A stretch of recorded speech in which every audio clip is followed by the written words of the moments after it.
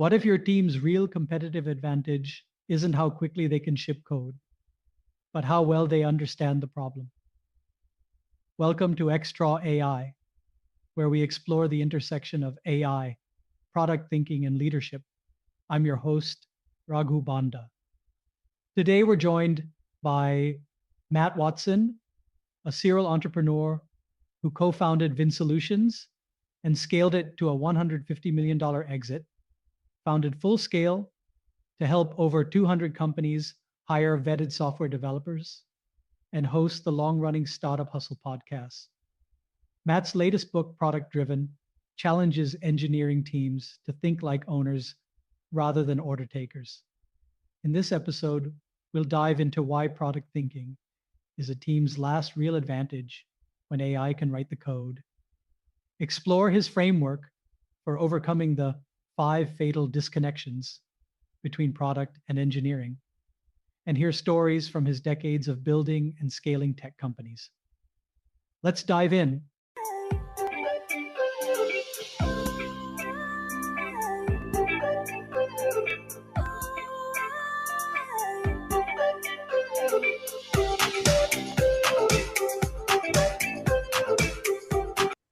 All right, welcome back to our podcast series, XTraw AI.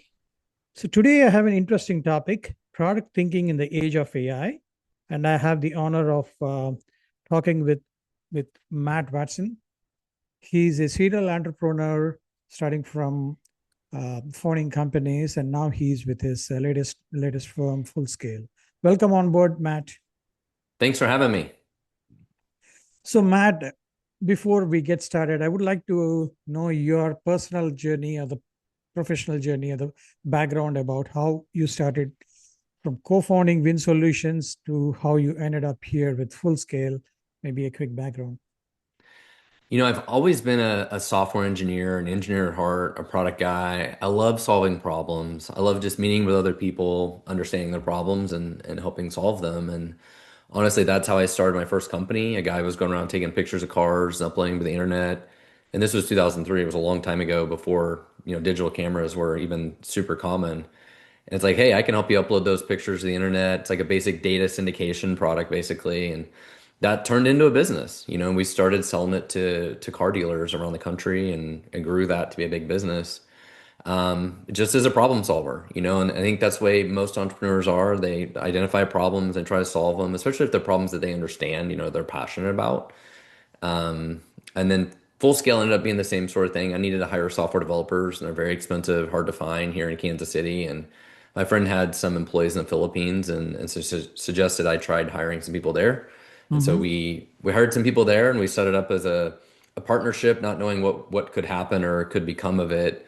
And it was very successful for my SaaS company and helped me build that and exit that company later. But Full Scale in itself ended up being one of my biggest companies I ever started. We hired 100 people in the first year, and now we have 300 employees and still growing. So it's a great business. We help other kind of mostly small and medium kind of growth stage companies scale up with engineering talent. Great. That's a great journey, Matt. And I believe there's a lot of talent across the globe. And it's great that you've been working with around on the other side of the globe. I think great to work with teams across the globe. There are smart people everywhere. Yes, there are smart people everywhere. I agree.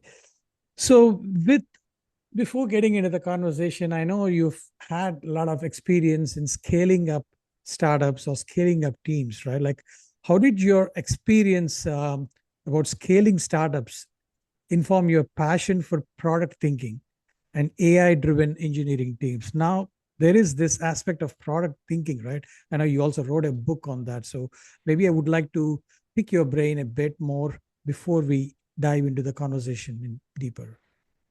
Well, I think the hardest thing about managing any kind of software engineering team, if you're a CTO, a founder, a VP of engineering, kind of whatever your title is trying to make sure you're not the bottleneck.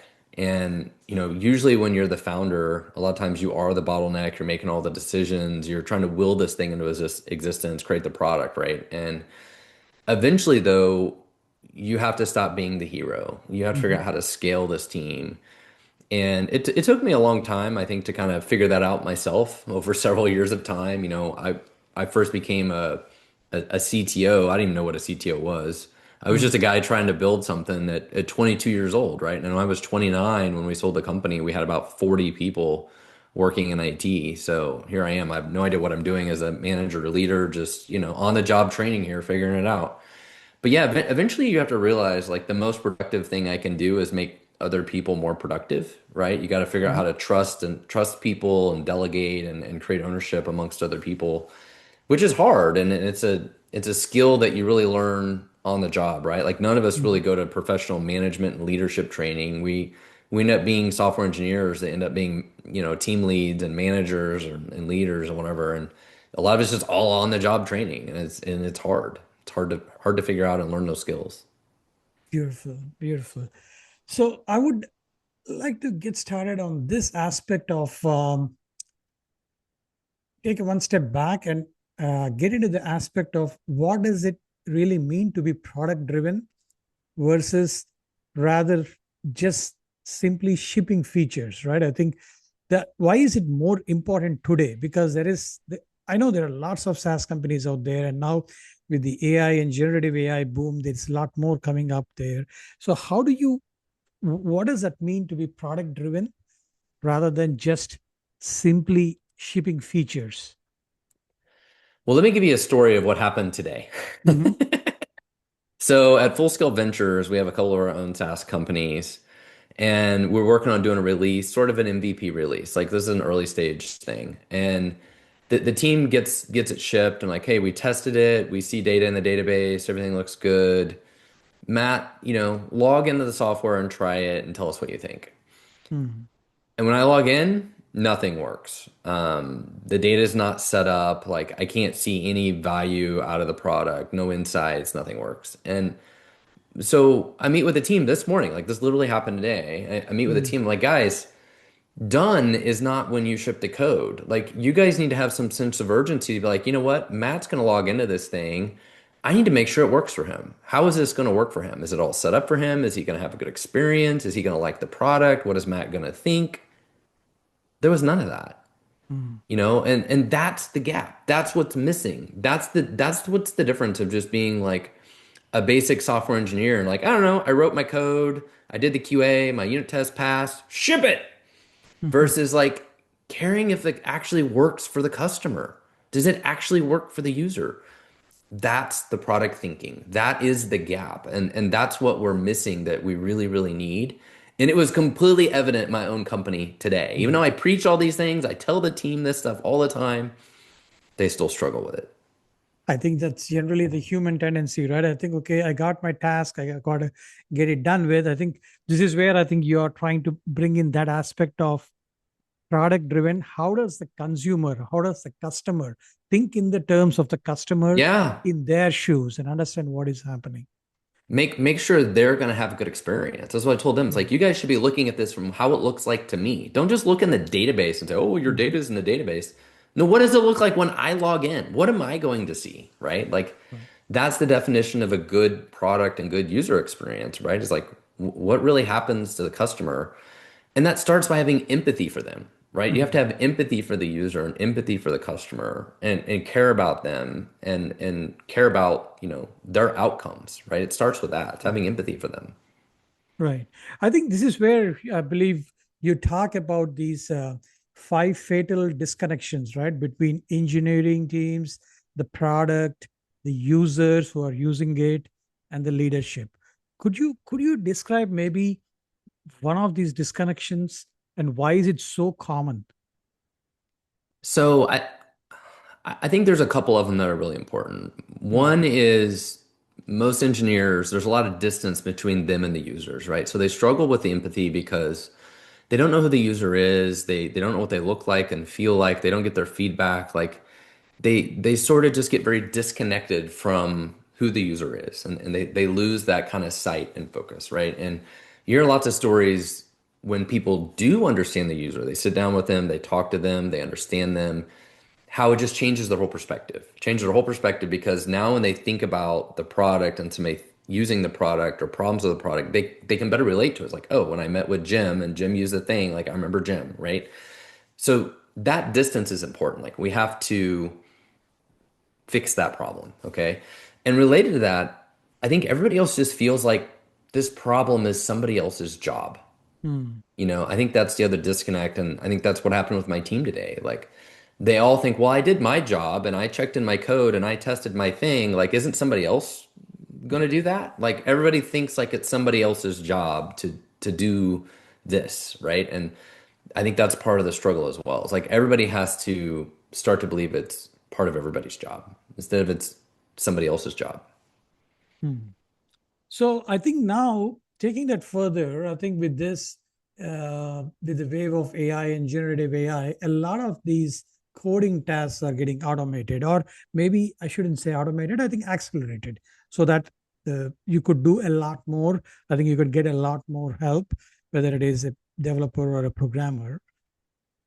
But product thinking still remains a team's last real advantage, right? I think when it comes, the code can write itself, but like you mentioned, uh, how does it make realistically the end user or the customer's customer use your product? So, in this aspect, how do you see generative AI affecting software teams and their responsibilities? Because now there is a lot of pressure out there. Our problem has never been how fast we can write code. Right. That has never been the problem in software engineering.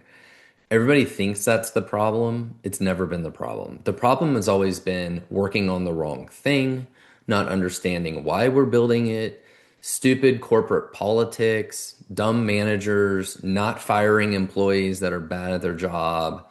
Like all these sort of organizational friction and problems, like not having a roadmap and nobody can agree what to build. And we hired a new CTO and he decided he just wants to rewrite everything in another programming language because that just sounds like the cool thing to do. Like all of these things are the problem. It's Mm-hmm. not how fast we write code. AI is not going to solve that. And a great example of this is actually my first company that I sold. Since I've sold it, they've invested $100 million in R&D and software development. They have not improved anything about the product. Maybe they've improved some scalability or performance, some technical debt, some maintenance, whatever. They haven't innovated at all. And they had all the money, they spent all the money. The Mm-hmm. problems are all organizational. Like AI is not going to help them. Like Mm-hmm. if they work in a company culture that doesn't reward risk taking and innovation and all these kinds of things, AI is not going to help them, right? If anything, it's going to cause a lot more problems, right? Now you've got product managers and product teams and other engineering leadership that can use AI to do really cool rapid prototyping. Like, hey, we could make the UI do this and we could make the UX do this. And wouldn't this be cool? Like, it's so easy to do all that with AI, which is great. Mm-hmm. But then you can't get anybody in the leadership team to actually agree or take that risk, or they're scared of making those changes, right? Or all that work they did doesn't really actually translate to how the engineers would actually implement it, right? Or doesn't take into account performance and scalability and all these different things. So it's like AI is going to be helpful for us, but I feel like in a lot of companies, I don't know that it's going to make that big of a difference. I think it helps a little here and there. It's a little productivity boost for little things that they do. But the biggest struggles at most companies are not going to be solved by AI. So it's taking back to I think going back to the first principles and understanding how all these four aspects work together, right? The engineering teams, the product that is being built, the end users who are going to use it, and the leadership who Yeah. is the actual sponsor or the If you sponsor. can't fix if you can't fix all of those things, Mhm. AI is not going to help at all. So let's take it one step at a time, right? I think what are those? I know you highlighted briefly about the common challenges or the common issues facing here. I know you've led companies through this hyper growth and big exits, and also you've mentioned about product failures. So, how do you balance this?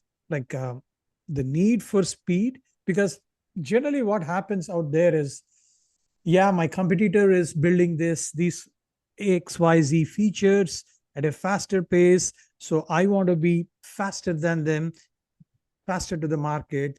So there are a lot of other things like maybe the speed or maybe the need for other things so that I have to grab that additional market. So what do you think about that? And how do you see the balance between the need for speed versus the need for quality and alignment? And does it always happen or how it can happen? The way that big companies have solved this problem is they figured out that, of course, when you have hundreds and thousands of employees, you can't have anybody be a bottleneck, right? Like you've got to be able to hire teams that you can trust and delegate ownership, create ownership in these teams. There's a lot of big companies, Spotify, Microsoft, Google, all these that have, different reports of how they do this. But a lot of them, it's creating those sort of pods and teams that actually have ownership of their work,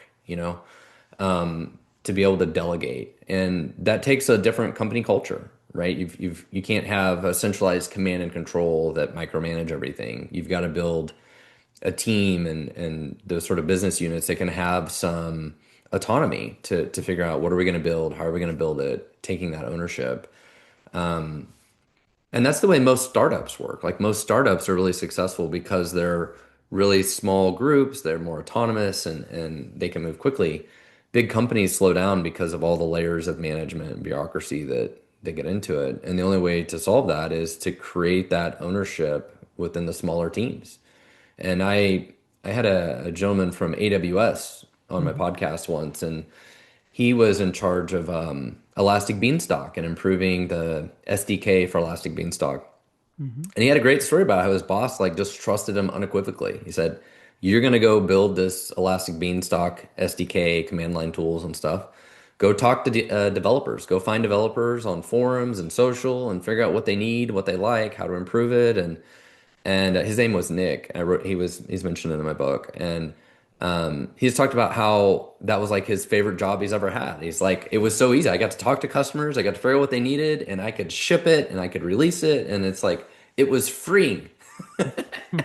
And that was in a big company. That was at Amazon, right? Like Amazon trusted him to just do his job instead of micromanaging him from a product and leadership perspective. And, so there are companies that figure this out, but, it starts with hiring the right people and trusting them, but having the right culture and ownership and delegation and all these things. Things that we know we need to do, but are also harder than it sounds. We know they're hard to do as well. Right, right. I completely, yeah, echo with your thoughts there. So, uh, so the product growth mindset or the product driven mindset is one thing which has to be inculcated, whether I think whether it is in the large organizations or in the smaller organizations. So, I would like to steer our conversation a bit more onto this aspect of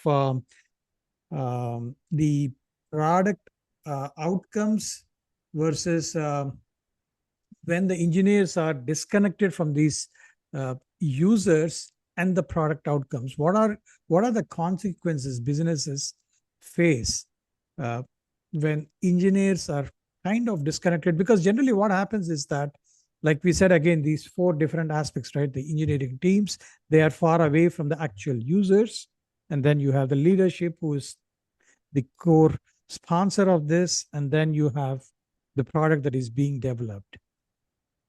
So how do you inculcate that product outcome mindset when we are kind of coming up with these different features that have to be delivered on a regular basis? So here's how I would describe this problem. Either you're focused on the customer and what drives value to the customer, Mhm. right? And you're always thinking about them, how can I improve their life and how they use the product. If you're disconnected from that, then everything turns inwards. Mhm. You're focused on technical debt and maintenance and how we improve our code base and do this and do that, or what you think you want and need to do, which a lot of times for a lot of companies, they just get stuck dealing with maintenance and technical debt sort of things, not really delivering real value to the customer. And so I think that's where it starts. It's like either the customer is the focus and the point of view, But if and when that gets lost, it almost always tends to just be inwards. It's like, well, what does the team need? What does the department need internally? And the customer's just completely lost in the conversation.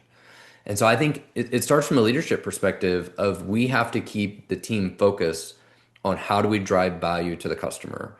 And we're only going to do work that drives value to the customer or unlocks our ability to drive value to the customer. It's like maybe we should do this technical debt or maintenance because it will help us drive more value to the customer. But it all has to be in service of that. So I think that's the easiest sort of framework to think about it. It's like everything needs to drive value to the customer, and when that gets lost, everything just goes internal. And when things go internal, a lot of times like just doesn't produce a lot of value. So this is where the aspect, of course, I think customer is, you always have to drive your discussion or the conversation with the customer first mindset. I agree. I agree that is what many of these companies or many of the firms do, whether it is big or small. But in some aspects, in some scenarios, we also see that uh, the customer may not always know what has to go into a product, because in Yeah. some scenarios, you also need to weigh that in, because I think you know the product well. I think you've been in that space. So how do you handle these kind of things? I know there will be challenges internally as well as externally when you deal with these kind of situations. What are your thoughts and what are your suggestions if you get into this kind of a conundrum? I'm sorry, can you ask that question again for me? So what I mean to say is that I agree that we always go with the customer first mindset and then kind of drive the conversation that way. But in some scenarios, you know that you have a better idea of how the product roadmap should look like. Uh, and you have to steer the conversation not only internally, but also with the customer. How do you handle these kind of scenarios when you come with this product driven mindset? So this is why product thinking is hard. And this is why a lot of software engineers honestly don't like doing this, right? Like most software engineers are highly logical people. We like solving logical problems. Like that's our personality. Right. Customer problems are not logical at all. They're usually very messy and they're almost emotional. Like the problem is we have to think almost more like a doctor because like our users and the customers are never going to tell us exactly how to solve their problem. They're usually going to tell us more like the symptoms. They're going to tell us what's wrong or what they're trying to accomplish or whatever.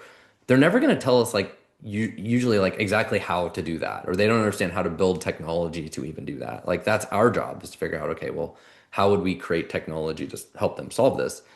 And it's like we have to read between the lines. Like we have to be kind of doctors and diagnose what needs to be built. And then that's our ability to like create a great product and a great user experience to go and do that. And that's where this sort of product thinking comes in, right? But a lot of developers don't like it because it's messy, right? And you're dealing with people's emotions and users can be obnoxious and all that kind of stuff. And they don't just give you the answer. Or most engineers, it's easier for them to be like, well, just tell me what you want me to do and I'll just go do it. Is way easier. But as you progress in your job, that is not the job anymore. Like you go from writing code and dealing with very logical things to more and more dealing with these sort of ambiguity and problems and customers and emotions and people. That becomes a job. And as we talk about AI, like if AI is going to write more and more of the code, then the job becomes more and more of all of these other things that we just talked about, Mhm. right? If I can write like great requirements and description of what the code needs to be, no, needs to do because I talked to the customer, we made these product decisions, all this kind of stuff. Now I can feed that into the AI, and maybe AI does most of all the logical code writing. It needs some review and stuff still. But yeah, it's like we need more and more of this product thinking. I completely agree with your thoughts. I think this is where the product thinking and the user experience brings in a lot of the deep thinking into that. I think I also like the analogy that you've put, like go to a doctor and you explain what is your problem, but it doesn't mean that you just address that problem, but you have to address the root cause of it. And that is where Yeah.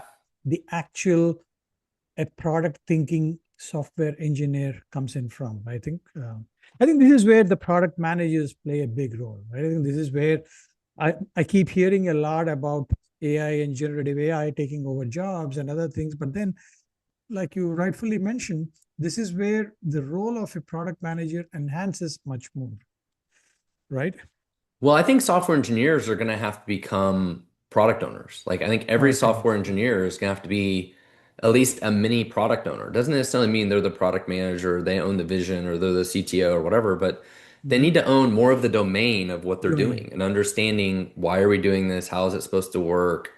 And having, that next level of product thinking, even if it's just within their scope of what they're dealing with, but they can't just be order takers anymore. They can't just sit around and wait for the perfect requirement and then go write the code. Like AI is going to do that, right? They're going to have to be more involved in the product thinking and sort of being like a mini product owner, I think.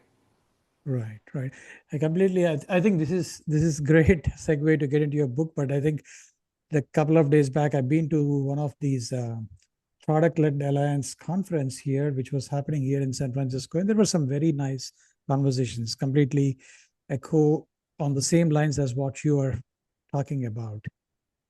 So let's get into your book, the product driven. I think it offers frameworks like the meeting makeover, the code GPT. Could you elaborate a bit more on this and how do these tools help teams move from a output kind of a mindset to an outcome kind of a mindset?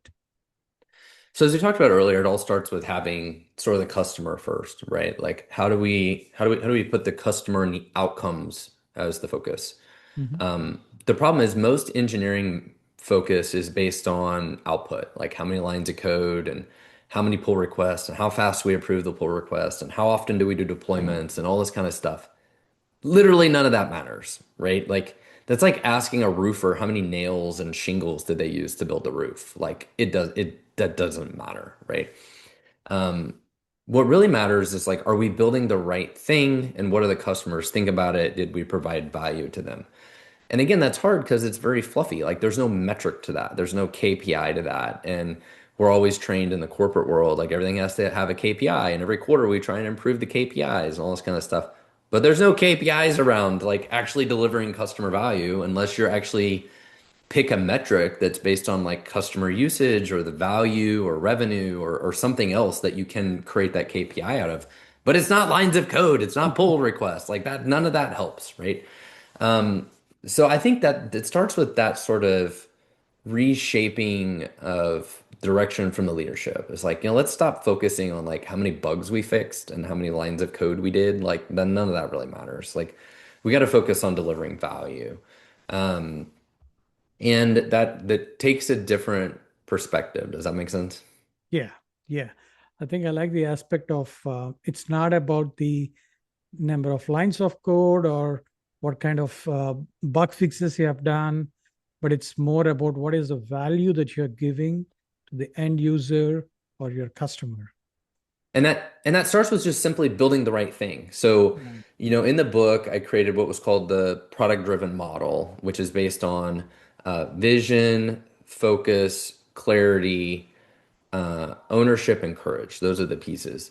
But it really starts with that sort of vision and focus. Like, what are we trying to build? Why are we trying to build this? And I don't mean some like high level HR goofy vision mission statement. It's more like, why are we doing this thing this Right. week? Like, why does this thing matter? Right? Like, the team has to understand that.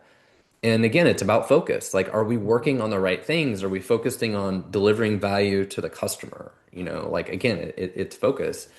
And I think one of the hardest things, especially in more established companies, like everybody has an idea and you want everybody's idea, which is great, but it's really easy to say yes to everything. Like Mm. it's really easy to say yes to everybody's ideas. And the only way that you can truly prioritize, and I really firmly believe this, is instead of saying yes, go back to them and say, well, what if we don't do this? Mm. Okay. That is the only way to really figure out the priority of something. And it also forces people to To have a think. better Yeah. argument for why are Right. we doing this? Like, you want to do this technical debt thing. Okay, what if we don't do it? If Right. the answer is nothing, it's like, then why are we doing this? Yeah. Because it looks good on your resume? Like, why are we doing this? Hmm. Or is it, well, no, this version of Python or .NET or whatever is deprecated and we've got to move to the new version. We're going to lose support. There's these security issues, whatever. It's like, okay, now I get it. Now I understand why we're doing this. Right. But the only way to truly get to that a lot of times is understanding like, what if we don't do it? Right. And I think that's also a lesson for people where if you have an idea and you want to go fight for an idea, like part of that is explaining to people what's going to happen if we don't do this thing. Like, this is why this thing is important. Like, we have to do it because of X, Y, and Z, not just because it sounds like a cool idea and I Right. want to play with this cool technology and it's going to look good on my resume. Like, that's not a reason. Right. So a lot of conversation, a lot of asking, a lot of questions, and understanding the real use of why a particular feature or a particular thing has to be done. And So that's hard to do. It's hard yeah, to do, especially if you're the product manager and you're like, I need to get insights and input from all these different people and then make some direction about which direction we're going to go. What bets are we going to make? Right. yeah, yeah. And I think that's another thing is thinking about them as bets. Thinking them. Yeah, yeah. I would like to now kind of dive a bit into the you outlined like 4 jobs of leadership that are often Yeah. overlooked, right? I think, which job do engineering leaders neglect most, and how can they improve? I think this is one other thing I believe you addressed in the book. This is one of my favorite parts of the book, and I think one of my favorite insights in my own career. Hmm. As an early CTO, I was really good at software architecture. I was really good at product. Hmm. I was not very good at operations. Like, I hated managing people and process and detail work. Like, it drove me crazy. I don't like any of that stuff. So it's very easy to feel like I'm a failure or like I need to learn to do that. Hmm. But in reality, they're different personalities. And that's part of what I try and spell out in the book is there's 4 different roles. There's the technical, like you're brilliant technically, like you're good at architecture and that kind of stuff. Like you're brilliant at the technical part of it. Some people are really good at product. Like they're just Hmm. naturally intuitive at building a product and understanding like product vision and strategy and solving the problems, being the doctor, right? Like really good at product. Some people are really good at strategy and higher level, like, business strategy and how that applies to the business and teams and that kind of stuff, the higher level direction of that. And then you have operations. So Yeah, those are the 4. And nobody is good at all 4. If yeah, if they're good at all 4, they're like a unicorn. We should capture them and study them because hmm, they're just different personalities. And I think the thing I really want people to take home when they hear this is just acknowledging what you're good at and what you're not good at and realizing where you need help. And that's where I realized it's like, okay, I can be the CTO and I'm good at these things, but I need to hire a VP of engineering or a director and let them deal with all this sort of detailed work and people and process and how we use Jira and our deployment process. Like, I don't care about any of that. None of that matters to me. I want to go build cool stuff. I want to solve big problems. I have big ideas. And we need that. We need both. Both are really, really important. And honestly, this same analogy plays out in business where you usually have a lot of CEOs, hmm, like say Steve Jobs, for example, like big visionary kind of person. But then behind the scenes, there's a Tim Cook, who's a very operational minded person, right? This plays out in business too. There's always usually this pairing of the big thinker and the more operational person. And you need both in a software engineering team. Like, in a software engineering team, you would actually be not in a great place if you just had a lot of people that were very operational. You need hmm, people that are the big thinkers, visionary thinkers. Like, we need them in engineering product teams as well. But the point of that chapter is just figuring out what you're good at, what you're not good at, what you need help with, and just being realistic about it. And because a lot of startup CTOs and a lot of founders get themselves in trouble. They're like, oh, I want to fire my CTO because they're not good at managing the team.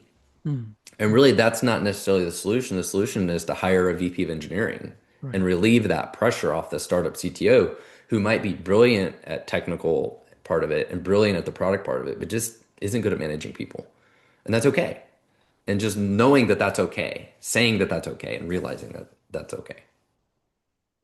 Right. Yeah, I think that's a great piece of advice, and I think you have uh, kind of architected it very well in the 4 different forms of leadership.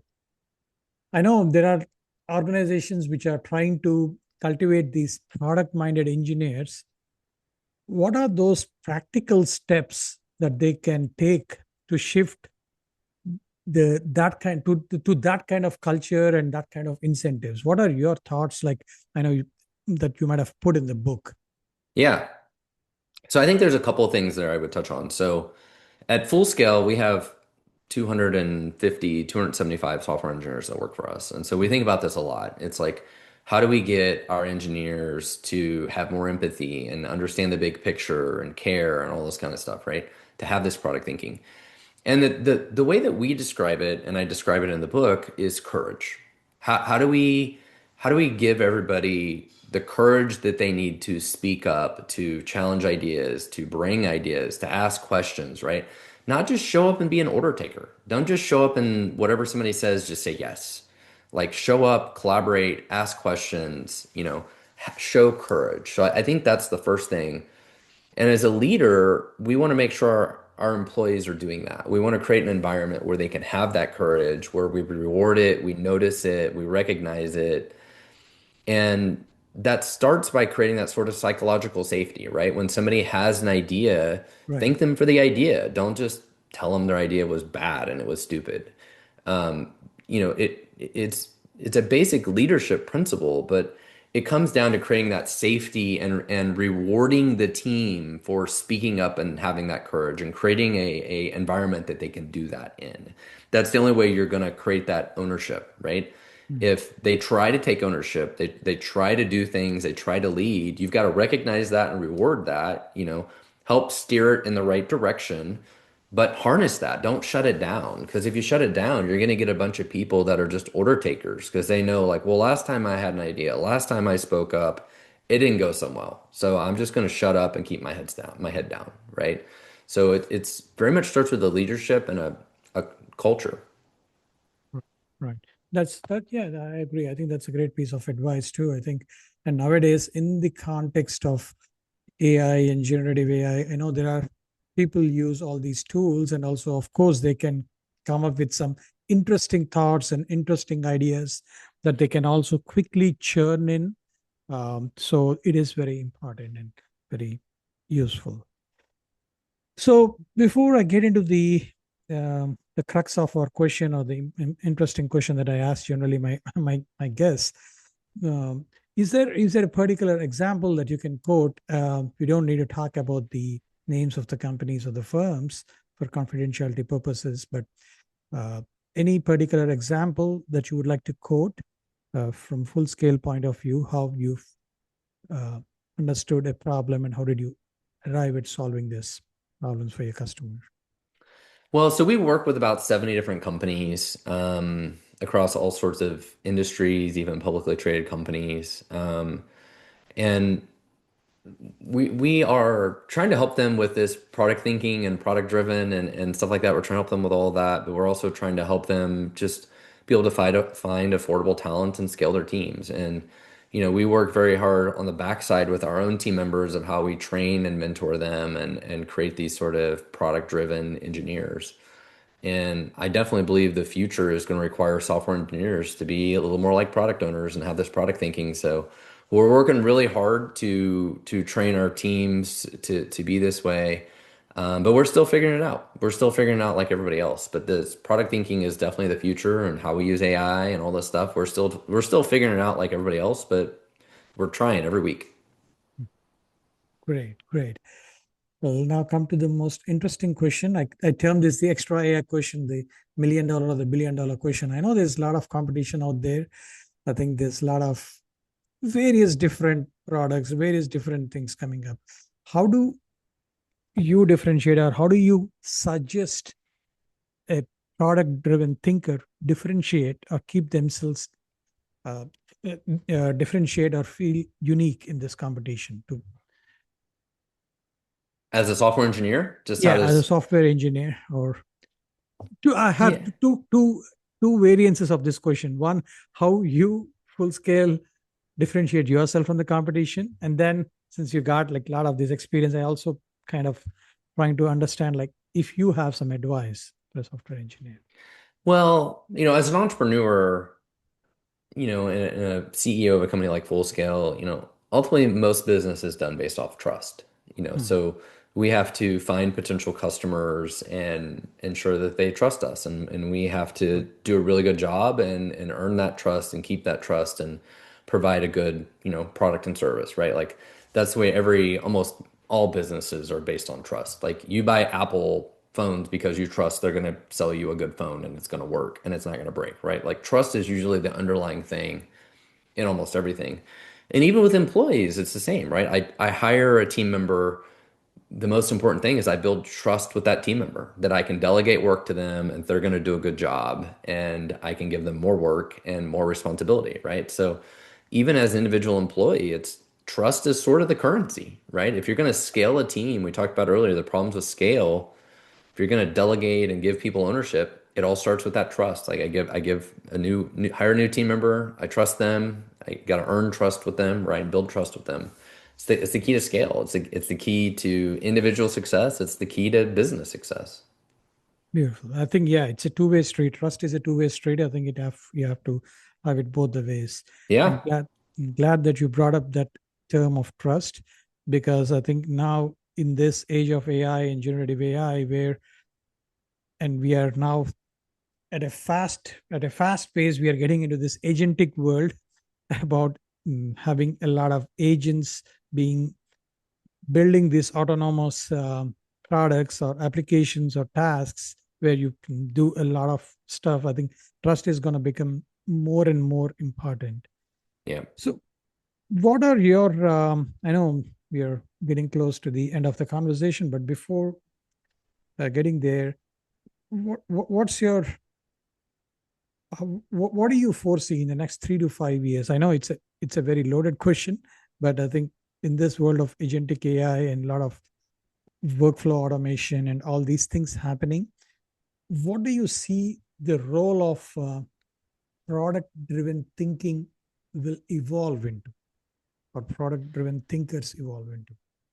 I think there's a couple of things there. I think we're still in the middle of the hype cycle of AI, and a good analogy of this is like blockchain. Like blockchain comes out, and everybody thinks like we'll solve every problem with blockchain. We don't need databases anymore. Blockchain is everything. Web3, all this stuff. And then, you give it 2, 3, 4, 5 years to figure, okay, where did that really work? Where didn't it work? And, what use cases really made sense? We're still in the middle of that for AI, right? Where everybody's throwing money, big money, millions, billions of dollars at AI to do all sorts of things. And I think we're already starting to see some of that retract, right? Even OpenAI is saying, hey, we're seeing more people use AI for like doing searches and research, and instead of using Google, they just go to it and ask questions. Like we're seeing that use case is super more predominant, and some other use cases maybe like people tried it and it didn't work so good and whatever. Now, of course, the models are still improving. So I think it's all going to evolve, right? We still don't know, but I think as we discussed earlier, the role of software engineers being order takers is definitely on the decline. Okay. And unfortunately, I think that is the conditions we created over the last 20 years when we hired a bunch of product managers and business analysts and all this stuff to basically shield the engineers. Like we Mm. created a bunch of software engineers that were supposed to engineer the code, not engineer the solution. Mm. And if AI is going to engineer the code, the engineers have got to engineer the solution. Right? And so that is the pivot we have to make. We've got to get engineers thinking more and more about the problems, the customers, the business, and engineering the solution, which is, how I started my career. That's the way my career always was.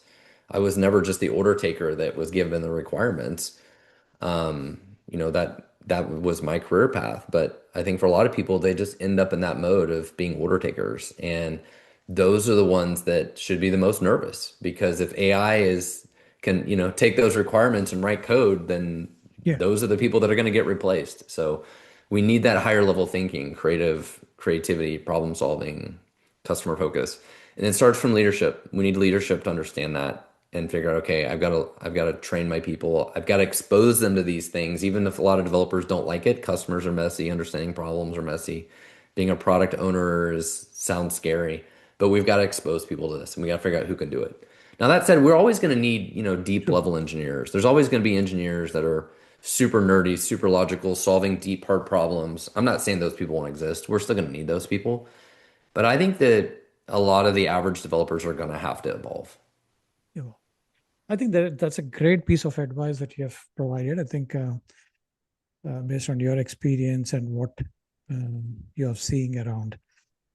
Well, I think it's great talking with you. Any shout out to your if folks want to reach out to you, or do you want to shout out about your firm that you have like you've built, and then maybe the book if they want to know a bit more about the book? Yeah, absolutely. I definitely suggest following me on LinkedIn and other socials. Just look up Matt Watson. I have 70,000 followers on LinkedIn, and I post interesting stuff every day about startups and tech and product and all these sort of topics. You can go to productdriven.com and learn about the book and my podcast. I think if you go to productdriven.com and put your email address in, I'll email you the first few chapters for free. You can read the first part of the book for free. And then, at Full Scale, if you're looking to hire software developers, you can check us out at fullscale.io. Provide amazing talent from the Philippines for a very affordable rate that people can use to scale their teams. And we do it for over 70 different companies. It's a lot of fun. We, help people find the talent that we need, and we create amazing opportunities, make a big difference in people's lives on the other side. So it's a great, fulfilling company. We really enjoy what we do. Great. Thanks for that insights, Matt. I really love the conversation.